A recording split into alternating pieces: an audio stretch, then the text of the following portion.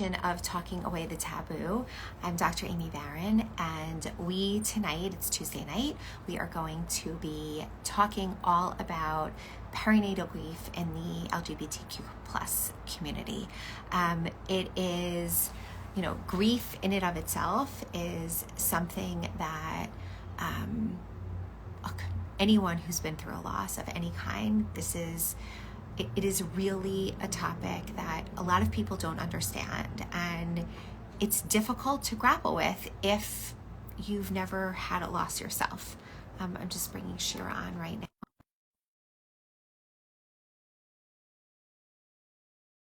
Surrounding it, I think there's also a lot of discussions about, let me make sure she's here. There are a lot of discussions about, how long should grief last?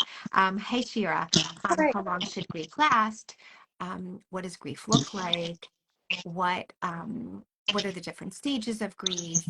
When should people start reaching out if they're having grief and if they're going through something? Just all of the different kinds of emotions. So these are all different kinds of things that in general people talk about in dealing with grief.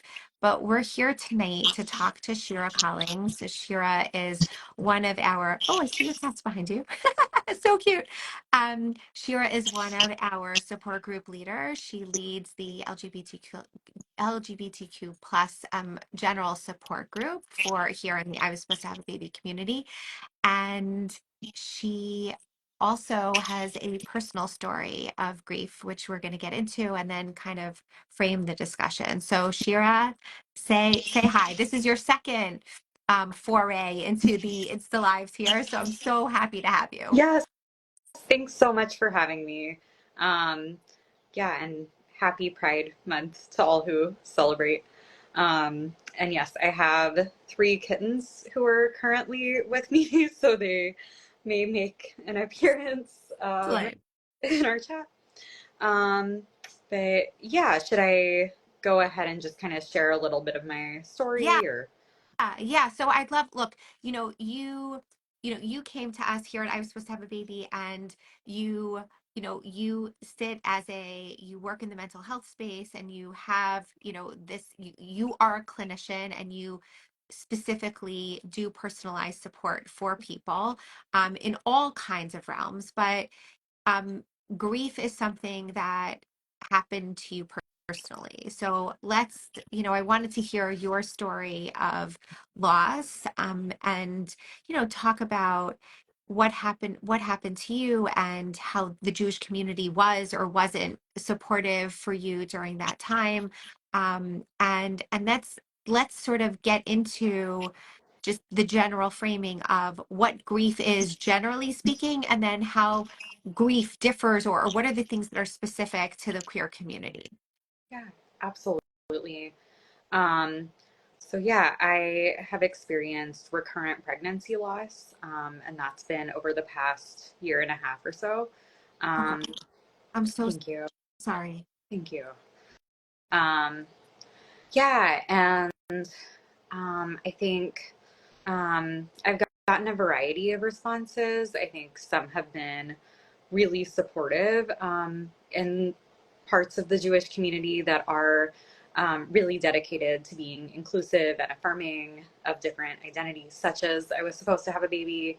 Um, Also, some Jewish like young adult organizations that kind of I think really have an inclusive reach. And then within my the branch of Judaism that I belong to and affiliate with, humanistic Judaism, but other times I have felt really isolated and alienated from the Jewish community around this. I think specifically because I'm neurodivergent and because I'm queer and part of the LGBTQ community, I've already felt alienated from Jewish spaces in many ways. I'm also intermarried. I'm married to someone who's not Jewish or didn't grow up Jewish. Um, and so I think I already felt this sense of alienation, and this just kind of reinforced it for me. Um, I think a lot of what I have felt as a result of recurrent loss around my Jewish identity is this sense of like failing the Jewish community or failing to be Jewish enough. I think so much of how we define what makes someone Jewish or what makes someone have a Jewish home and a Jewish family is the way that they raise their kids. Um, are they raising their kids Jewish, and are they doing Jewish traditions with their kids? And so I kind of felt like, and I feel like sometimes in progressive Jewish circles, the definition of like a successful intermarriage is a marriage where you're still able to raise the kids Jewish.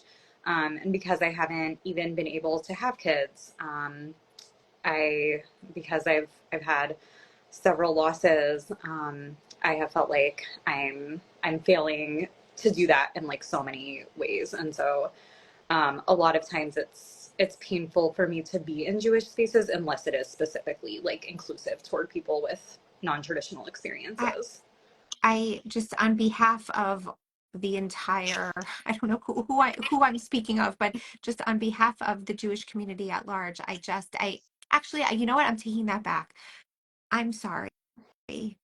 I'm so sorry that you have gone through everything that you've gone through, and that there have been many moments that have not felt supportive for you. And you know, we hear this like this is probably, I don't know, the 130th episode or something like that we've done, that Insta Live that we've had. And many of the conversations that we have here are about people's stories, whatever they are, and about how people have not felt that community or friends or family have been supportive. And so, like, there's a piece of this that sounds very familiar, but there's also obviously all of this is just absolutely heartbreaking, and I'm sorry. Um, Thank you. can you could you take us back to, like, can you share a little bit about the different pregnancies and those emotions, um and just, what happened when you found out, what was the experience like, just the general sort of arc of the story, you know like, were you excited about the pregnancy? How long was it? Who knew? um who was helpful or wasn't helpful, beyond, like, I mean, you give us sort of the general overall gestalt that you felt othered in many spaces, but maybe there were people who were helpful. I'm wondering if you can just share a little bit about that. Yeah, absolutely. Um, so I think one reason that I've actually felt more alienated from Jewish spaces in the past, and I think I feel a little nervous to even say this right now, but I've actually been pretty ambivalent in the past about whether I wanted kids, and I feel like there's almost zero space for that in Judaism. You are supposed to want to continue this peoplehood, which I feel like there's many other ways to continue it and contribute to continuity besides having a child. But I felt ambivalent. I do have a history of some medical trauma, and so a lot of my ambivalence was around, do I want to undergo something that will involve a lot of medical interaction and a lot of interaction with healthcare systems, that I felt I wasn't sure if I was ready for that. I've had my own mental health experiences, and I definitely spent a lot of time questioning, do I feel emotionally ready for this? And so I would say my first couple pregnancies, I was actually terrified. I was really anxious. The first one, just terrified. I mean, I had gotten to a point where I felt like, yeah, I'm basically ready. I got pregnant very quickly and did not expect that to happen. And was like, wait, am I ready for this? And didn't tell a lot of people because I was so anxious about it. I had no idea that I would be so nauseous. I was not prepared for the 24/7 morning sickness and how that would impact my mental health. Unfortunately, that like made me feel really, really depressed, which I had not been warned about, but apparently that is a common thing. Um, and so, yeah, I experienced that when I decided to try again. After that, I was a little bit, and I didn't tell anybody when that pregnancy ended because I really just, the whole thing felt like a bit of a shock to me. But I really felt like at that point, okay, like one pregnancy loss is really, everyone kept telling me it was common and it doesn't mean anything. Don't worry. So I just kind of, I was like, okay, like kind of in shock, but kind of numb to it. Um, the next pregnancy I told more people about because it was starting to get more real. I took time to decide, you know, how soon I wanted to try after that and felt more settled into it and was excited, but again got pregnant much more quickly than I was expecting and again felt a little bit like terrified. And then but I felt better. Like by that point, I had interacted with healthcare systems around the first pregnancy. I had done some research on medical care and like trauma-informed medical providers and doulas in my area. I and of course like LGBTQ affirming and neurodiversity affirming providers.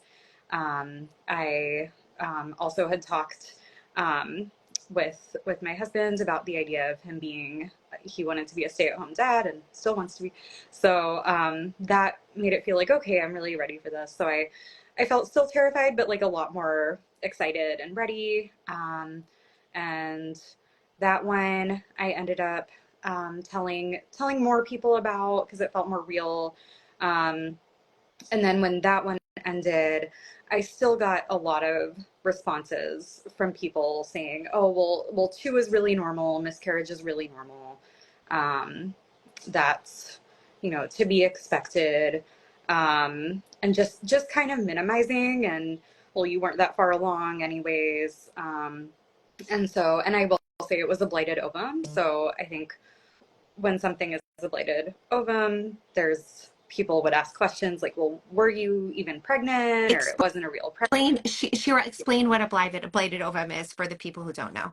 Yes, that is when your gestational sac, you have a gestational sac that grows, but when they do the ultrasound, they find no embryo. So most likely there is an embryo with blighted ovums, but most likely it passes away or does not survive after a few Right. weeks. So it's an early loss. Correct. Early loss. And I'll say that these are pregnancies where it never is a heartbeat. The heartbeat never develops. Um, yeah, but your body very much still thinks you're pregnant. And I was very much still nauseous 24/7. And no one prepared me for the reality that you can be nauseous 24/7, like all the time, all the pregnancy symptoms, and then there's nothing, there's no embryo. Yeah. So, yeah. And then I had two more early losses. The third one I was, yeah, the third one I was so excited for. I was just absolutely thrilled. It finally felt real. It finally felt like I had had enough time of getting attached to two pregnancies, and I was like, okay, like I really, really want this. And I kind of had like basically resolved the ambivalence completely and was so on board. And it felt like I had thought through every possible way that it could go wrong or impact my mental health negatively. And I had plans and plans of like what I'm gonna do if I fall into postpartum depression and need time off work and need to stop seeing clients, and what I'm gonna do if, you know, my marriage starts to struggle, and what I'm gonna do if I start to get really anxious in medical settings. And I had like coping skills and therapy sessions. Wow. Wow. That's So I was like, incredible. thank you. So I was like, okay, I'm ready. And I looked up the statistics, and it was like, oh, well, there's such a low likelihood of having three, and like, and everyone had said too by this point, like, oh, well, there's no reason to think that you're at increased likelihood. There's nothing wrong based on preliminary tests. So I was like, okay, I'm ready. Like, this is it. And then, and was, yeah, told everyone, well, lots of friends, lots of family, and some coworkers, and was just like, well, um, this is not a correct interpretation of statistics. But I was like, there's such a low chance that I'll have a third miscarriage. Every miscarriage risk is independent from the last, I think. But like in my head, that didn't settle in. Yeah. And so I got really attached. And then, so that one was really devastating. And then they found a uterine fibroid. And so I had surgery to remove that. They thought that might be a potential cause. And they were all really hopeful. They were all like, yeah, this is a very likely cause. So this should kind of solve it. And you can just go on and try again. So I got that removed. I had to wait 3 months to try again, and then had one more chemical Oh pregnancy gosh. left. So still on the journey, still on the path, figuring out, doing lots of other like testing that is kind of deeper and more uh, layers in, or more time consuming and financially costly. But yeah, that's kind of the story. And yeah, I just share that because I think that's another thing we don't have a lot of space for. And I can talk more about how this connects to queer identity, but I think we don't have a lot of space for ambivalence and for like slowly, gradually coming to this idea of wanting to be a parent. And for that, I don't think we have a lot of space too for like grief um, being just as valid when someone is ambivalent or isn't completely sure if they want to be a parent. I think the typical grief story you hear is like someone who desperately wants to be a parent, and that dream is taken away, and it's obviously that's so horrible and awful. But I struggled with the belief for so long that like I don't really deserve to grieve, or I don't deserve to like get support around that, because I didn't even know if I wanted this in the first place, and what's wrong with me that now I'm so devastated and want this so badly. Oh, Shira, my heart goes out to you and your husband. I mean, I I, I want to say a couple of things for you and for everyone out there. There is nothing that anyone could do or think that would mean that people deserve to struggle. I mean, you're the therapist here. I'm not. So I know you're going to share more about this, but I just feel like I need to say it anyway for everybody out there. Um, there is nothing you did. You, and I'm speaking to the metaphorical you, all of the people out there who are listening in this audience. There is nothing that any of you did to cause this, period, full stop. Absolutely. Um, I I also want to urge, Shira, this I'm speaking to you, and I'm speaking to everyone else out there.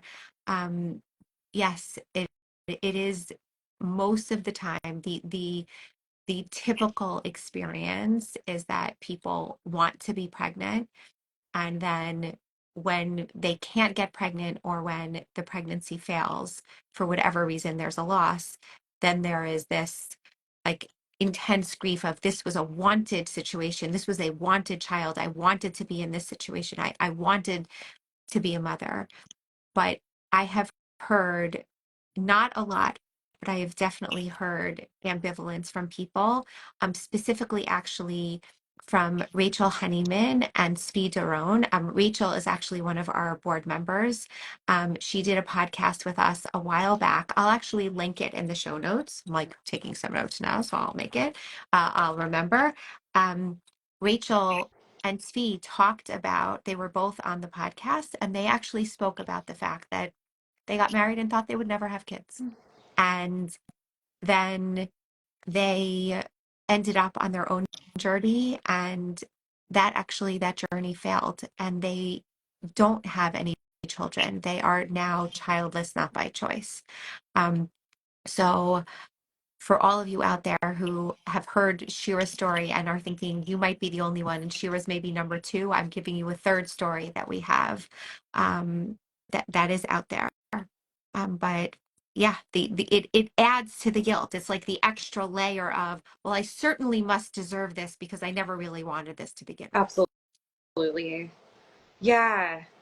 Um, and the feeling of just like, wow, my pain must not even compare to other people who really wanted this, their whole lives. And therefore, yeah, I shouldn't be taking up space from people who really are losing a lifelong dream. But I also think that what I've come to realize is that my ambivalence, or the time that it took for me to realize that I wanted to be a parent, like doesn't make my need to be a parent or try for that any less like deep. Like I think it still goes really deep. I think I needed to, as I need to in most of my life, most areas of my life, I needed to think through it really carefully and make my plans for my worst case scenarios and deliberate it in my mind so that when I came to a decision, I really would know like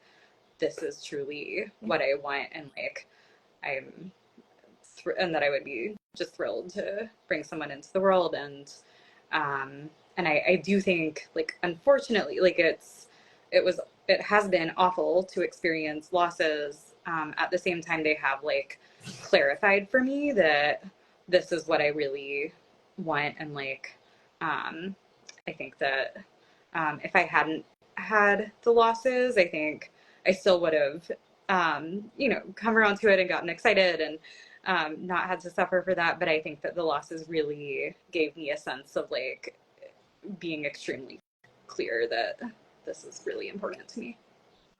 Look, I sometimes people say to me things like, "Oh, if for those of you out there, I have also had a number of losses, and sometimes I hear people say to me, things like, oh, well, you now run this organization. So, and you're helping lots of people. So that's the reason why you had to go through all that stuff. I'm like, I don't believe any of that. I think that's a bunch of nonsense.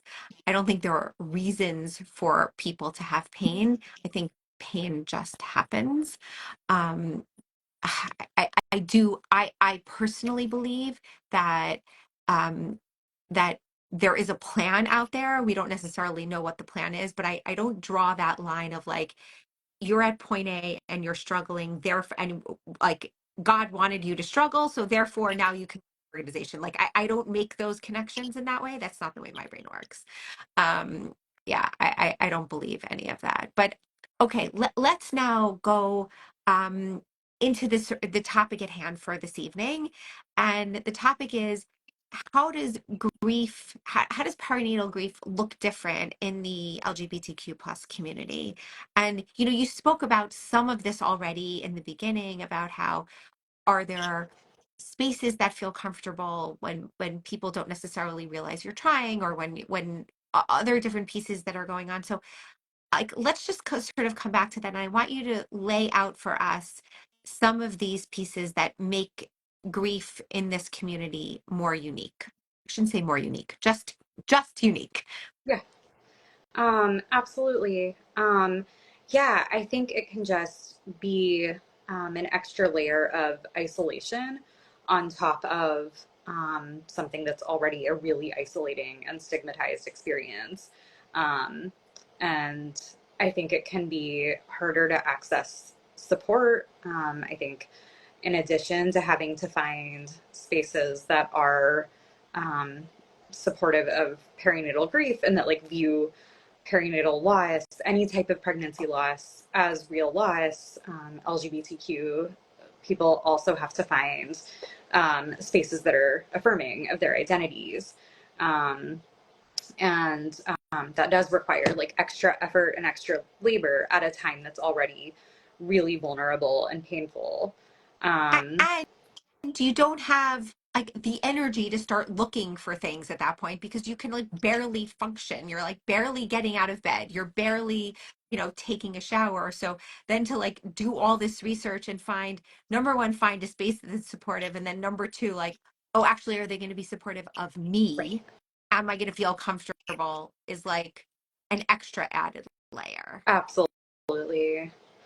Yeah, and there can be like so many layers of that because I can just share like I'm a queer person, but I am married to a man, and so often um, people will question like, "Oh, are you queer?" Or will not really understand it, or I'm not as visibly queer, which gives me privilege in lots of ways. But then it also feels like, am I queer enough for this space? Just like I'm asking, am I Jewish enough for lots of other spaces? And I think, yeah, I think that can just show up in so many ways that like trans people, I think, have to ask, like, is this space going to be trans affirming and not just queer affirming? And I think, yeah, people with all kinds of different identities, have to ask the question of like, what particular identities does this space affirm? And yeah, that's just a really taxing, laborious and emotional thing to do. Yeah, when you're in that place of feeling so devastated. I mean, yeah, that makes perfect sense. I mean, I think that there I- there is so much, there's only so much energy you have at that given time, and so then to kind of do that research is basically almost impossible, I would think. I mean, so I guess my question to you is, how did you personally manage it? Like, how did you know, like, you said with each pregnancy it was a little bit different in terms of your own processing, and like at least in the first pregnancy it wasn't that big of a deal for you. Great, fine, so you didn't necessarily need the support, but then, at the second one and the third one, when you did have a different mindset, like, how did you navigate that? Yeah. Um, Honestly, I think because I'm a therapist, I have more privilege and the ability to like know some starting places for getting support, than maybe people who are not working in the mental health field. And so for me, I think the first thing I did after that third pregnancy loss, when I was just totally devastated, I had it in my head that like three pregnancy losses is so rare. Um, And it is, and so, and it is, yeah, and it is. it is. But less rare than you would I, think. Like, but it still is, yes. yes, but 1% of half of 8 billion people, 4 billion people, or whatever is, Exactly. you know, Exactly. And for pregnancy losses are even smaller, right? Like, yes. But yeah, I mean, so we're talking about, like, like, what do they call it? Like Hallows humor, like where we're like, at this point, like, yeah, oh yeah, please bring it on. I've had 173 losses, no problem. It's great. exactly. Yes. But yeah, I think I just felt like so devastated. I was really having trouble like being okay. And I like posted in, I think it was a group that has a lot of like a Facebook group that has, I posted like anonymously in a group that has a lot of like Jewish queer people in it, that's very like LGBTQ affirming and just affirming of all types of um, Jewish backgrounds and identities. And I just said, like, does anybody know of any resources for people struggling with pregnancy loss? Any like Jewish resources or just any recommendations? Like, I was just like, I don't know where to turn. Like, I have no idea. And then someone reached out to me about I think just like private messaged me and was so nice, sent the most like kind, caring, compassionate message, and then introduced me to Nechama Comfort. Um, and I remember just being like so anxious, like, are they going to accept me for my identity? Like, this seems like an Orthodox organization. Like, is it okay to be who I am, to be married to who I am, to be humanistic, like all of that. And they were just like so accepting and so compassionate and kind. And And yeah, just really, really affirming. The volunteer like counselor that spoke with me had also volunteered at Planned Parenthood. Um, so just was really liberal leaning, and so I just felt like safer and more at ease. Um, and so yeah, I think that was a resource that kind of connected me with other types of supports and resources. And then there's an organization here in Philly that serves Jewish young adults, and I know that um, that organization really makes an effort to be just like super inclusive. And so I reached out to the executive director of that, and she's been a huge source of support, and just providing like pastoral care and counseling. And so basically, I think I just tried to reach out to networks of people that I knew that are doing like inclusive Jewish community work. But I feel lucky that like I kind of had that instinct, because as a Yeah, therapist, like I'm constantly posting in groups being like, any resources for this thing or that thing or support groups for this. And so I like um didn't so I think I just like had that yeah. instinct. It felt like second nature to do that. Yeah, Um, look, I mean, we have to take our privileges where we have them, right? And if we have access to resources or to places where we know we can find them, then, each of us should do that. But I think, one of the reasons why I wanted you to discuss this here now is because for people who are dealing with grief in the queer community, like they need to know where they can go besides here and, us having this conversation. They need to know where else that they can go to get support. Um, can you talk a little bit about just like, were there unkind conversations, insensitive comments? How did those hit you? What did you respond? Can you give us a little bit about that? yeah, absolutely. Definitely, I had the experience of one person kind of implying that like this happened because of my identities. I think specifically because of being intermarried and queer and doing like LGBTQ activism. That like, well, maybe God's plan is not so much for you to be a parent. So obviously that was really hurtful, and that is a really big fear that I have that shows up for me. Like, what if that is the reason? And this fear, and I think that shows up for a lot of queer people. This fear that like we're being punished for our identities. Obviously, I know logically that's not true, but that shows up in our culture. I've had, I think, a couple like comments like that, um, and definitely a lot of comments just minimizing it. I think including in like Jewish progressive spaces where I think people are so pro-choice, which is great. I really support that. But there can be this minimization of what happens. I've had people say like, oh, well, it's just a clump of cells, or like, well, why is this such a big deal? Like, we don't really believe it was a life. We don't believe it had a soul. So like, um, what's so um, what's so devastating about this? And I think just people like not getting it. And I think that's an issue that I run into, and I think other queer people run into, is just um, spaces that are more progressive are also really focused right now on pro-choice activism for really good reason.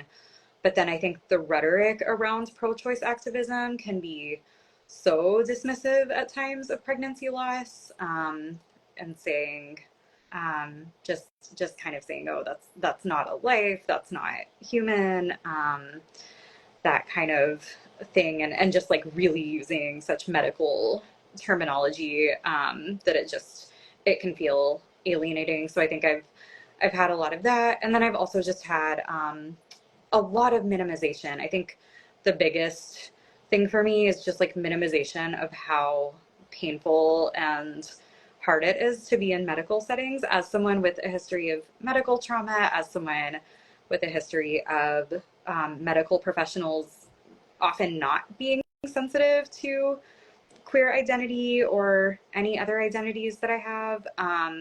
And so I think in the Jewish community, this is a very good thing. We're like very pro science, very pro medicine, and Yeah. that's awesome in comparison to some communities that are anti vaccine or things like that. You know, I'm super in favor of us being pro medicine, but at the same time, I think there can be a sense of like, why aren't you just grateful that, you know, fertility testing is even possible, that they can do this for you? Like, why aren't you just happy? Like, isn't it such a miracle that like we've come this far? Probably Jewish doctors invented some of this. Like, how cool. But it's like, okay, yes, I'm grateful. Like, I really, really am. And I'm very pro fertility treatment and everything. And just given my specific experiences, it is really, really hard and honestly just really re-traumatizing in lots of ways. And I find that there's sometimes just not space for both of that, both of those things. I I so deeply appreciate you sharing all of this. I think that there is, the rhetoric around just grief in general, perinatal grief is one that is like, oh, you should get over it, the minimizing, the like, it's not that big of a deal. And there also is the like, oh, it was just some cells, especially for early loss, right? Like it's just some cells. It's not even a baby. It wasn't kicking. It didn't have a form. Like what? Like so that rhetoric exists generally speaking. But then when you layer on top some of these other issues, it's like you compound and compound and compound and compound, and then it's like there's no room for anyone to have feelings at all. It's just like there's just complete just no space for that. And I think that in the human experience, in order for all of us to connect with each other and to be able to just have real substantive relationships and conversations, we need to hear what people are saying and sit with them in their pain regardless of what their pain is, and not just shut people down. Oh, And so yeah, I'm like on some level I'm shocked by the kinds of things that you just shared. On another level, I'm not shocked at all. yeah. Yeah, I think it's frustrating that it's so common, but like it is just so pervasive. Um, and I think there's something about like people just don't really understand what it's like unless they've been through it, I Uh, think. Always. Oh, look, that's with all things, right? I mean, and how much more so here? How much more so here?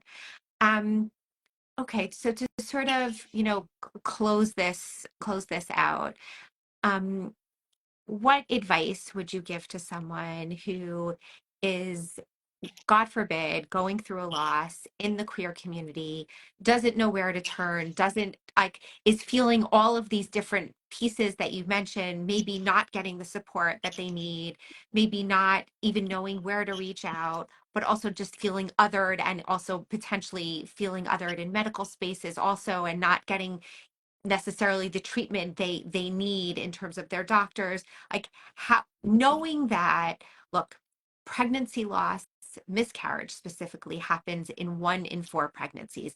That is the statistic. Sorry, there was just noise outside. That is the statistic worldwide. It is 1 in 4 pregnancies. And so the reality is that if you're trying to build your family, it's either happening to you or it's happening to someone you love. And it's also obviously happening in every kind of community that exists on the planet. So in the queer community, what would you suggest for people if, God forbid, they find themselves in this scenario, or for the people out there that are already struggling and grieving and not knowing where to turn? Yeah. Um, I think that's an important question. I mean, I would just first say like you're always welcome in our group. We have an a support group for LGBTQ people who are on a fertility journey. And I'm facilitating that, and that is a safe space to talk about any of this.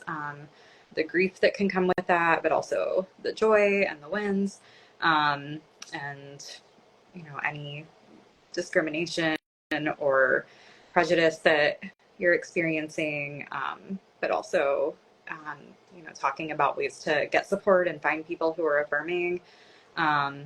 So I would definitely, share that you're welcome to come to our group. And that's my goal, for it to be just as safe and compassionate of a space as possible to talk about those things. If our group isn't, if you're not able to make it, I think there are some other organizations out there with LGBTQ fertility support groups. I think Jewish ones specifically. I think, does the Jewish Fertility Foundation also have one? Um, Great. And then I think there's many, I think, just like pregnancy loss and general fertility organizations that are not Jewish that have like LGBTQ specific support groups. I think Return to Zero Hope, I believe, has one that's LGBTQ specific. So yeah, my advice would be really just like try to find a space where you do feel like you can be your full self, um, and talk about what you're going through and not have to hide any aspect of yourself. And yeah, I think just don't, don't be afraid to reach out to people who are affirming and supportive, because well, one, I think this is more, this is, as you said, like more common, even though recurrent loss is not common. Pregnancy loss or infertility, that is common. And so I think people often have been through it or know someone who has been through it and like really want to help other people or provide support or just be a listening ear. I know for me, I feel really honored when friends and family reach out and just want to talk about it or want support, because it's like, it just feels really meaningful to be able to use my experience to help others. So I think a lot of people really genuinely want to help. And so the people in your life, or in your Jewish community that are affirming and safe people, it might be scary to think about reaching out and being vulnerable in this kind of way and sharing that this is going on. But I think people generally feel honored to help, and it gives them a sense of meaning. And I think it's just helpful when you're in that place of feeling so devastated and depressed and heartbroken. Like, it can just be really helpful to have an ally who's connected to the Jewish community or any other community you're in, that can like help you navigate how to find spaces, and healthcare providers that are supportive of you, and affirming. And I guess the same goes for self-advocacy. And I know you specifically asked about like healthcare settings. I am a big proponent of people having like their therapist or another support person write a letter advocating for them, sharing how important it is for their identity to be affirmed and certain language to be used or not used or whatever it is. We live in a world where medical professionals tend to listen to other healthcare professionals, unless they happen to be the patient. Yeah. I have not had that experience as the patient, but I was going to say, you and I are talking to each other as healthcare professionals, so yes. yes. But as a therapist, I love, one of the things I really love to do is like writing letters for people, to just kind of share like, here's what the needs are. And I think it is taken more seriously when it's a letter coming from a mental health professional. So yeah, I would also say like, don't be afraid to reach out to your mental health professional if you see one, or if you have a doula, like doulas can also do that kind of advocacy. But just whoever in your life might have some credibility and is affirming of you, like, don't be afraid to lean on them. And I guess that's kind of the biggest advice I have, is that like, this is really such an awful, devastating thing to experience, but you don't have to be alone. It is common, and I think there are people who are affirming and want to help. And so that would be my biggest advice, is just like try as much as you can, even though it's scary, to lean on other people and kind of not be so afraid of being a burden, because that's what community is about, that we're all gonna sometimes lean on each other, and yeah, we deserve support. Absolutely. I love that. And that's a universal message for anyone out there. The reality is that going through a loss is a deeply, deeply lonely experience. And it feels like, why would anyone else want to carry your burden with you, or just sit with you in that pain? But the reality is that there are unfortunately so many other people out there who have been through this, and each of you have people in your life that deeply care about you. You may sometimes have to train them on how to take care of you in terms of grief, or how to take care of you in terms of your own identity. But people who love you will want to do this for you because they love you. And so I love Shira's words about reaching out and sharing with people and getting the support. And I'll just add my own 2 cents of, like, you can school people if they love you, they because not everyone has been in your shoes. They may not know the what to do or how to do it, but they're happy to learn. And so yeah, that'll be sort of my final thoughts here. Shira, thank you so, so much for being here, for sharing your story, for opening yourself up. I am deeply, deeply grateful. And I we will send the links out in terms of if people want to contact you individually. Also, big plug for our support group, the LGBTQ plus support group that Shira runs, for anyone who is on any kind of fertility journey. Shira's there. She is waiting for you. The next group is in July. So we'll drop that link also.